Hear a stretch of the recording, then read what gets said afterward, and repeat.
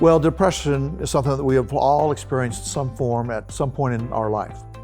Now, please know that you're not alone if you're facing that battle today. And even great heroes of faith like Moses and David and Elijah, Paul, they experienced their own moments of darkness and despair. In 2 Corinthians chapter 1, we read in verses 8 and 9, "We do not want you to be uninformed," Paul says, right, "about the troubles that we experienced in the province of Asia. We were under great pressure, far beyond our ability to endure, so that we despaired of life itself." So even the Apostle Paul faced moments of despair where he felt overwhelmed and he felt hopeless. So again, depression is not a sin. It does not make you or me any less worthy of God's love and care. Typically what it is, it's a signal of something else that's going on in our life. And let me say again, it's important to seek help, both from professionals and from God. This week, I would encourage you to reflect some more on the story of Elijah.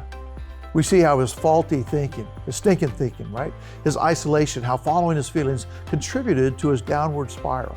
So we too need to be aware of these tendencies that we might have and address them.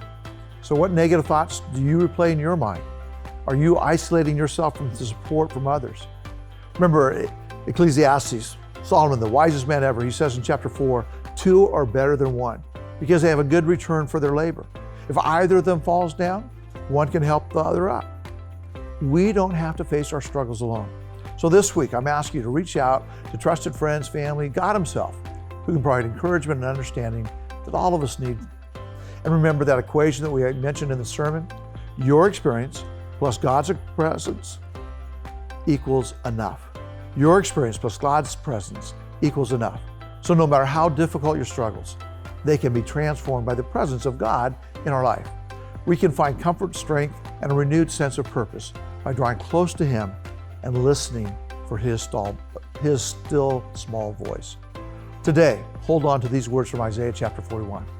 "So do not fear, for I am with you," God says. "Do not be dismayed, for I am your God. I will strengthen you and help you. I will uphold you with my righteous right hand." So know that God is your strength. He will sustain you through it all this day and in the coming days as well. Have a great week.